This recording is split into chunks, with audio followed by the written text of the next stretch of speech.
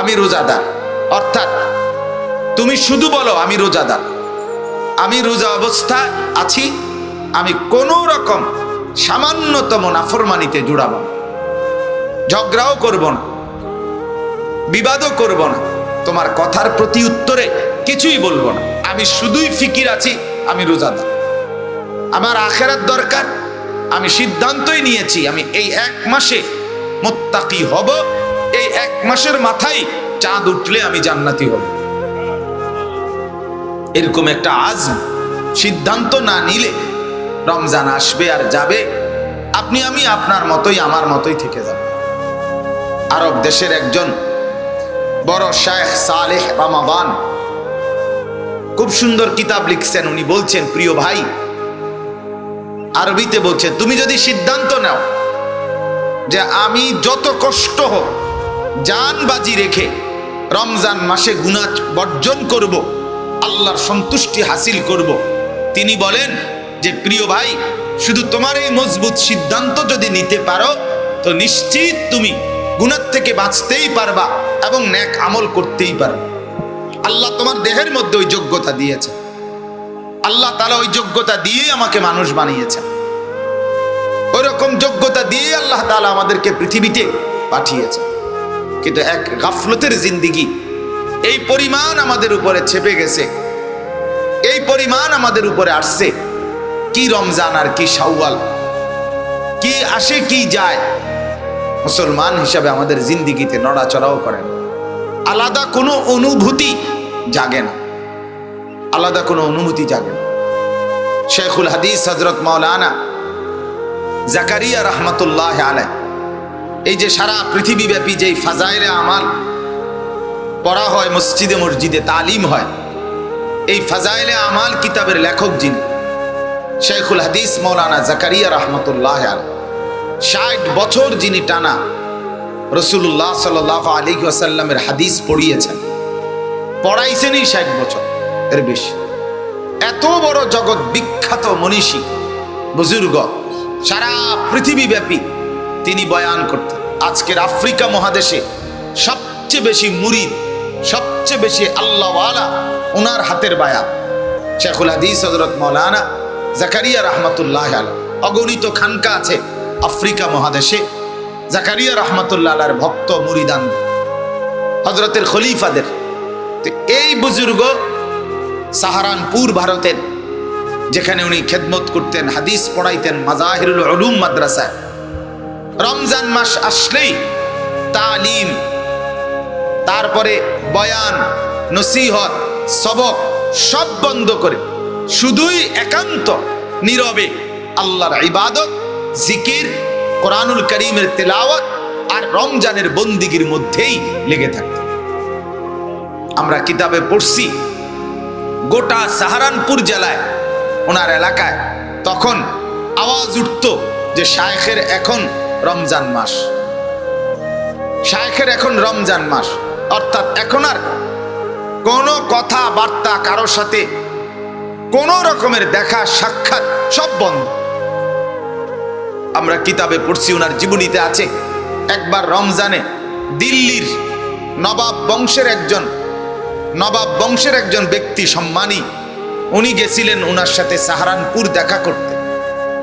সকালবেলা ট্রেন থেকে নামছে, আসরের নামাজ পর্যন্ত চেষ্টা করছে ওই নবাব পরিবারের সম্মানী সম্ভ্রান্ত ব্যক্তি, পরিচিত শেখুল হাদিস হযরত মাওলানা জাকারিয়া রহমাতুল্লাহ আলাইহির কাছে দেখা করতে। কিন্তু ওই কিতাবে লিখছে যে স্টেশন থেকে, রেল স্টেশন থেকে মাদ্রাসা পর্যন্ত যতখানে উনি গেছে প্রত্যেকেই উনাকে দেখছে আর বলছে, আপনি জানেন না শায়েখের এখন রমজান মাস? আপনি জানেন না? আরে আরে আরে আপনি আসলেন কেন? শায়েখের এখন রমজান মাস, আপনি জানেন না? তার মানে এখন তো রমজান চলতেছে শায়েখের, এখন তো উনি দেখা করবে না, কথা বলবে না, সাক্ষাৎ করবে না, হাত মুসাফাও করবে না। আসরের নামাজ পর্যন্ত চেষ্টা করে, আসরের পরে উনি দরজা ঠক ঠক করে উনার নাড়াইয়া বলছে নাম, যে আমি দিল্লির নবাব বংশের অমুক, আসছিলাম আপনার সাথে সারাদিন চেষ্টা করে দেখা করতে পারলাম না, আমি ফিরে যাচ্ছি, তবে শুধু একটা কথা, যে রমজান আমরা এদিকেও আইয়ে, কিন্তু এরম রমজান দেখছি না। মানে দুঃখে যে কি রে, এটা কি রমজান? রমজান তো আমরা এদিকেও আছে, কিন্তু এটা কি রমজান? তার মানে এই পরিমাণ মুজাহাদা করতেন। তাইলে আমার বাপ, আমার ভাই, সময় একদমই কম। আমরা প্রত্যেকেই অন্তর থেকে নিয়ত করি রমজান মাসটাকে কদর করি। রমজান এটা বললেই, এই যে রমজান এই শব্দ উচ্চারণ করলেই এই শব্দ থেকেই মধু বের হয়, মজা বের। কেন?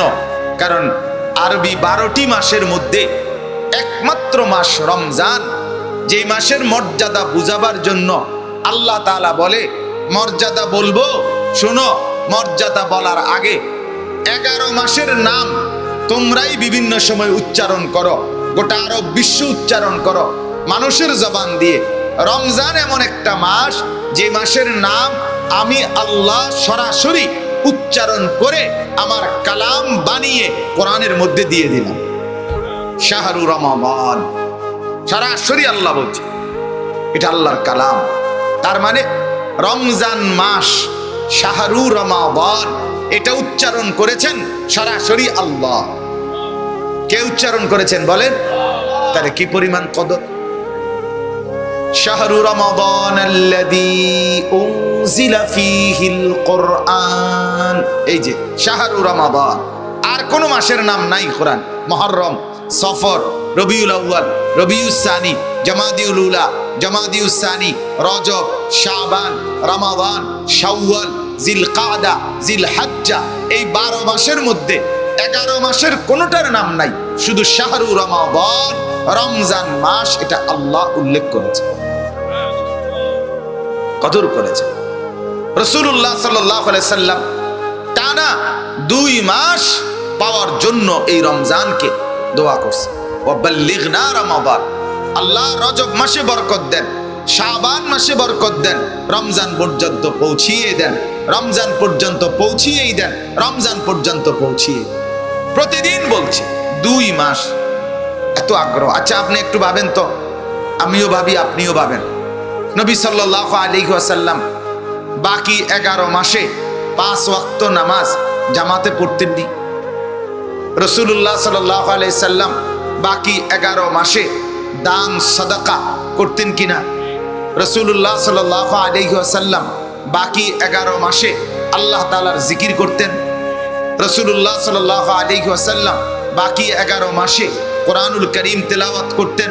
তাহলে কোন আমলটা ছিল বাকি যেটা নবী করতেন না? সব আমলের কথা তো উনিই বলতেন, শুনাইছেন তো উনি।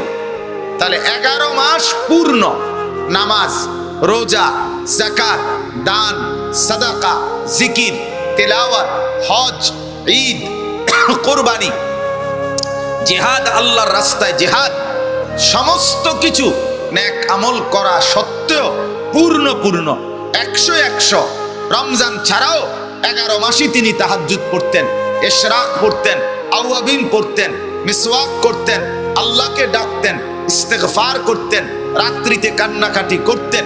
কিন্তু এরপরেও আল্লাহ নবী সাল্লাল্লাহু আলাইহি সাল্লাম তারপরও 2 মাস আগের থেকেই রমজানকে পেতে চাইতেন। কেন? মানে 11 মাসে আমল করতে পারি নাই, এই জন্য 11 মাসে আল্লাহ আপনাকে ডাকতে পারি নাই ব্যস্ততার কারণে, এই জন্য।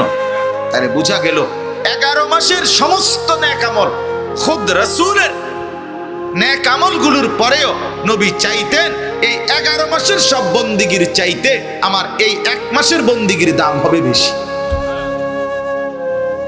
এটার কদর হবে বেশি আল্লাহর কাছে। এই জন্য তিনি নিজে চাইতেন। আল্লাহ নবী সাল্লাল্লাহু আলাইহি ওয়াসাল্লাম শাদ্দা মিজারাহু, নবী তার কোমরে লুঙ্গি ভালোভাবে শক্ত করে বেঁধে নিতেন রমজান। আহইয়া লাইলাহু, রাত্রি জাগতেন। আইকাদা আহলাহু, এবং পরিবারের সদস্যদেরকে জাগিয়ে দিতেন। 3 আমল। শেষ দশকে বেকারার হয়ে যেতেন, রমজানের শেষ 10 দিন ইতিকাফে ঢুকে যেতেন এবং কোমরে শক্ত করে লুঙ্গি বেঁধে নিতেন, আল্লাহর ইবাদতের জন্য, এবং রাত্রি সারা রাত জাগতেন, স্ত্রীদেরকেও আল্লাহর ইবাদতের জন্য জাগিয়ে দিতেন, ছেলে মেয়েদেরকেও জাগিয়ে দিতেন। এ ছিল রাসূলুল্লাহ সাল্লাল্লাহু আলাইহি সাল্লামের আমল। আমার বাপ, অতএব আমরা যদি এই ফিকিরটা না করি তাইলে কেমনে হবে বলেন? এই আপনারা যারা এখানে বসছেন, জওয়ান বুড়ো, প্রত্যেকের দিলের মধ্যে এ কথা বাস্তব, আপনার দিলে আখিরাত আছে।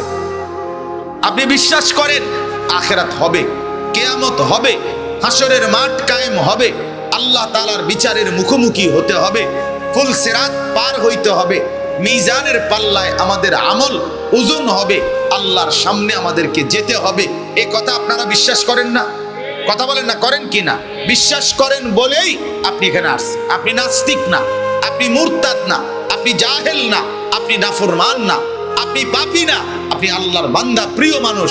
তাইলে আপনি যেহেতু এটা বুঝেন, আপনারা যেহেতু আসছেন, যুবক ভাই তোমরা যেহেতু আসছো, তাহলে আল্লাহর ওয়াস্তে যেহেতু বুঝে নিছ, যেহেতু মানছ, যেহেতু ভাবতেছ, তাইলে অবশ্যই আল্লাহর ইবাদতের জন্য আগায় আস।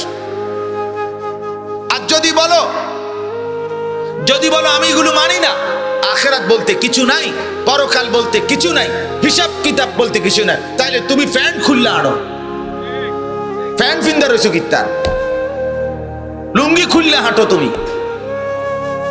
নাফরমান যারা আল্লাহ ভুলে গেছে, আখিরাত ভুলে গেছে, তারা তো নিজেদের স্ত্রী কন্যাদেরকে সম্পূর্ণ বিবস্ত্র উলঙ্গই মাঠে ছেড়ে দিছে। আজকের যারা পাশ্চাত্য, যারা নিজেদেরকে প্রযুক্তিতে আধুনিক মনে করে, তাদের মেশিন, তাদের যন্ত্রপাতি, তাদের প্রযুক্তি, তাদের মেকানিজম, এটা যদিও অত্যাধুনিক, কিন্তু তাদের চরিত্র, তাদের আখলাক, তাদের ব্যক্তি মানসিকতা সেটা একেবারেই নিকৃষ্ট, একেবারেই নিকৃষ্ট। এটাই বাস্তবতা। তাহলে মানুষ তো যন্ত্রের নাম না, মানুষ তো মেশিনের নাম না, ইনসানিয়তের নাম মানুষ। সেটা কোথায়? সেটা তাদের মধ্যে কোথায়? এজন্য আমরা দয়া করে প্রত্যেকেই যদি ভাবি ইনসাফের সাথে রমজানকে কদর করা, রমজানকে কদর করা। আল্লাহ তাআলা কোরআনুল কারীমে বলছেন, বান্দা এটা কষ্টের কিছু না, কামা কুতিবা আলাল্লাযীনা মিন ক্বাবলিকুম, তোমাদের পূর্ববর্তীদের উপরে এই রমজানের এই রোজা ফরজ করা হয়েছিল। তার মানে রোজা রাখার অভ্যাস শুধু তোমার আমল থেকে না, তোমার পূর্বপুরুষ থেকেই রমজানের রোজা, পূর্বপুরুষ থেকেই রোজা, আল্লাহর এই ইবাদত চলে আসছে। আমি তোমাকেও দিলাম, কাজেই তোমার জন্য এটা কঠিন হবে। আরবিতে একটা কথা বলে, ইদা আম্মাতিল বালওয়া তাবাত, মুসিবত, কষ্ট, পেরেশানি যখন আম হয়ে যায় তখন সহজ হয়ে যায়। আর আমাদের বাংলায় বলে যে 10-এর যেই গতি আমারও সেই গতি। 10 জনে ফাইললে আমি পারতাম না কা, 10 জনে কষ্ট করিলে আমি করব না কা।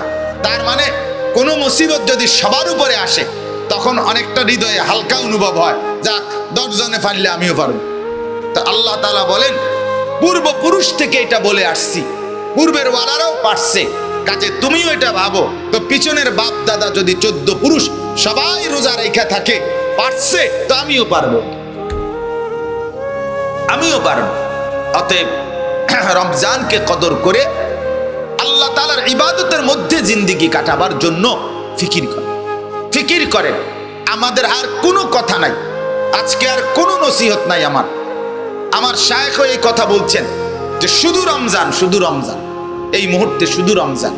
রমজান আল্লাহর কোরআন একসাথে আল্লাহ মিলাই দিছে, শাহরু রমাদান আল্লাযী উনজিলা ফীহিল কোরআন। রমজান মাস সেই মাস যে মাসে আমি আল্লাহর পক্ষ থেকে কোরআন নাজিল হয়েছে। তাহলে রমজান, কোরআন, এই যে শেষে নুন মিল আছে, শেষে দন্তান্ন মিল আছে। রমজান, কোরআন, অর্থাৎ রমজানের চাঁদ উঠবে, সারা পৃথিবী কোরআনের গুঞ্জরণে মুখরিত হয়ে উঠবে। কোটি কোটি ইমানদার আল্লাহর কোরআন পড়া শুরু করবে, রাতে দিনে হাঁটতে বসতে উঠতে। আহা, যে মুসলমানগুলো মাহে রমজানে আল্লাহর নবী সাল্লাল্লাহু আলাইহি ওয়াসাল্লাম প্রত্যেক রাতে আল্লাহর নবী 1 খতম কোরআন শরীফ জিব্রাইলকে শুনাইতেন। জিব্রাইল নবীকে শুনাইতেন প্রতি রাতে প্রত্যেক রাতে রাসূলুল্লাহ সাল্লাল্লাহু আলাইহি সাল্লাম 2 খতম কোরআন শরীফ জিব্রাইলকে শুনাইতেন, তিনি একবার, জিব্রাইল শুনাইতেন নবীকে একবার। এভাবেই রাসূলুল্লাহ সাল্লাল্লাহু আলাইহি সাল্লাম পুরা রমজান পার করতেন। এটা বুখারীর হাদিস, বুখারী শরীফের হাদিস, হযরত আব্দুল্লাহ ইবনে আব্বাস রাদিয়াল্লাহু তাআলা আনহুমা থেকে বর্ণিত। কিন্তু দুর্ভাগ্য এই জাতির, দুর্ভাগ্য এই মুসলিম জনগোষ্ঠীর 27 দিন মিলাইয়া আল্লাহর কোরআন এক খতম কোরআন শরীফ পড়বে। দুর্ভাগ্য মুসলমান, তারা এটাতেও রাজি না। হায় বদনসিব উম্মত, তোমাদের জন্যই রাসূল কেঁদেছেন। তোমাদের কাছেই কোরআন বুঝিয়ে দিতে গিয়ে তায়েফের রক্তে পিঠ ঝাঁঝরা করে ফেলছে। তোমাদের কাছেই কোরআন বুঝিয়ে দিতে গিয়ে উহুদের ময়দানে দান শহীদ করেছে। তোমাদের কাছেই কোরআন বুঝিয়ে দিতে গিয়ে পেটে 2টা পাথর বেঁধে ক্ষুধার কষ্ট সহ্য করেছে। তোমাদের কাছেই কোরআন বুঝিয়ে দিতে গিয়ে পরিবারের স্ত্রী ছেলে মেয়েদেরকে নিয়ে 3 মাস নবীর ঘরে কোনোদিন চুলায় আগুন জ্বলে নাই, অভুক্ত থেকেই জিন্দেগি কাটাইছে। কোরআন বুঝাই দিত। কোরআনুল কারীমের মধ্যে আছে সূরা ফুরকানে, আল্লাহ নবী কিয়ামতের দিন আল্লাহ তাআলার কাছে বলবে, ওয়াকালার রাসূল ইয়া রাব্বি ইন্না কওমি ইত্তাখাযু হাযাল কুরআনা মাহজুরা। আল্লাহ, আমি বিচার প্রার্থী, আমার সম্প্রদায়ের এই মানুষগুলো আমার এই কোরআনকে মাহজুর, পরিত্যক্ত, অবহেলিত করে নিজের জীবন থেকে সরিয়ে দিয়েছে। এজন্য আপনারা এখানে যারা বসছেন প্রত্যেকেই নিয়ত করেন, আপনার মসজিদওয়ালারা যদি রাজি না হয় 1 মাইল দূরে গিয়ে হলেও চেষ্টা করে আল্লাহর কোরআন যেখানে খতমে তারাবি হয় সে খতমে তারাবি পড়বেন। বলেন ইনশাআল্লাহ, নিয়ত করেন ইনশাআল্লাহ, নিয়ত করেন ইনশাআল্লাহ, হিম্মত করেন, বলেন ইনশাআল্লাহ। কি পড়বেন? আবার বলেন কি পড়বেন? আরো জোরে, জোর হলো না, জোরসে বলো, সবাই বলো, খতমে তারাবি পড়ো। আজ সারা বাংলাদেশে লাখ লাখ ছেলেরা হাফেজে কোরআন হচ্ছে। এই ছেলেদের স্বপ্ন থাকে রমজান মাসে আল্লাহর কোরআন শোনাবে আল্লাহর বান্দাদেরকে। সারা বাংলাদেশের হাফেজ আজকে গোটা পৃথিবীর মডেল। আজকে বাংলাদেশের হাফেজ সারা বিশ্বের মডেল। সারা পৃথিবী জানে যে বাংলাদেশে শ্রেষ্ঠ হাফেজ তৈরি হয়। আন্তর্জাতিক যত পুরস্কার বাংলাদেশের হাফেজদের গলায়। বলেন আলহামদুলিল্লাহ, বলেন আলহামদুলিল্লাহ। প্রতি বছর বাংলাদেশের ছেলেরা হিফজুল কোরআনের প্রতিযোগিতায় আন্তর্জাতিকভাবে পুরস্কার প্রাপ্ত হয়। প্রত্যেকটা মা বাপ আজকে যারা দিনদার, সবাই তাদের ছেলেদেরকে, তাদের বাচ্চাদেরকে, মেয়েদেরকে পর্যন্ত আল্লাহর কোরআনের হাফেজা বানাইতে চায়। তাহলে এই লক্ষ লক্ষ ছাত্রদের আকাঙ্ক্ষা থাকে আমরা আমাদের মানুষদেরকে, আল্লাহর বান্দাদেরকে কোরআন শোনাবো। কিন্তু দুর্ভাগা জাতি চা দোকানে আড্ডা দিতে প্রস্তুত। তারাবি পয়রা আইসা এরপরে ঠিকই আপনার ঘরে কিন্তু আইসাই ঘুমায় না, আইসাই আবার এই বুট আর আসেনি, বুট আর আসেনি, পেঁয়াজু আর কিছু দেও না। একটা রোজার মাস যাইতে আছে, আবার রোজার মাস আপনার ইফতারি খাইছে অনেক আইটেমের, তারাবির পরে আবার খানা, আবার সেহরিতে খানা, তাও ঘুরিয়ে কয় একটা বছরে একটা মাস, একটা রোজার মাস। হ্যাঁ, আরো দাও, আরো দাও, আরো দাও। এরতে ভালো আসিল আপনি সকালে 8টায় যে 2টা পরোটা খাইতেন, এটাই তো ভালো আসিল। আপনি কীর্তেন হুদাউদি আপনারে কষ্ট দিয়ে রাখছে। আপনারা যে এই 2 বেলা ভাত খাওয়াইছে না, মানে সকালের নাস্তা আর দুপুরের কি ভাত, এই 2 বেলা খানা না খাওয়াইয়া আপনি যে ইফতারি লইয়া বইছেন, এতে তো ভালো আসিল আপনার এই সকালের পরোটাই ভালো আসিল। বুঝেন নাই কথাটা? তাইলে আমার বলার উদ্দেশ্য হইল, মাহে রমজান তো একটা মুসলমান ইচ্ছে করলে তারাবির পরে ঘুমায় না। সূরা তারাবি পড়লে 45 মিনিট লাগতো, তো খতমে তারাবি পড়লে হয়তো 1 ঘন্টা বা 1 ঘন্টা 10 মিনিট লাগবে। তো আধা ঘন্টার সময় আল্লাহর কোরআনের জন্য, নবীর 23 বছরের মেহনতের জন্য, আল্লাহর রাসূলের পুরা জিন্দেগীর মেহনতের জন্য আধা ঘন্টার সময় উম্মত তারাবির মধ্যে বেশি দিবেন, এটা কি রাসূল আপনার কাছে চাইতে পারে না? আল্লাহ চাইতে পারে না? কি হইতে পারে মুসলমান? কি পরিমাণ মন্দ কপাল, কি পরিমাণ বদনসিব ওই জাতির যে জাতি খতমে তারাবি পড়ে না, আল্লাহর কোরআনের খতম পড়ে না। এজন্য দয়া করে আপনারা প্রত্যেকের জায়গায় নিজের মহব্বতে ফিকির করবেন। নিজ নিজ মসজিদে চেষ্টা করে দেখেন, মসজিদ কমিটির সদস্য, মসজিদের ইমাম, মসজিদের মুসল্লি সবাইকে খতমে তারাবি পড়াবার জন্য ফিকির করাবার চেষ্টা করবেন। বলেন ইনশাআল্লাহ। ইমামের ইনকামও কমবে না, মুয়াজ্জিনের ইনকামও কমবে না। ইমামের খোদা আল্লাহ, মুয়াজ্জিনের খোদাও আল্লাহ, মুসল্লির খোদাও আল্লাহ। কথা বুঝেন নাই? ফয়সালা কোথায়? ওয়াফিস সামাই রিজকুকুম, আসমানে রিজিক। আল্লাহ তাআলা আমাদের প্রত্যেককে তৌফিক দান করে।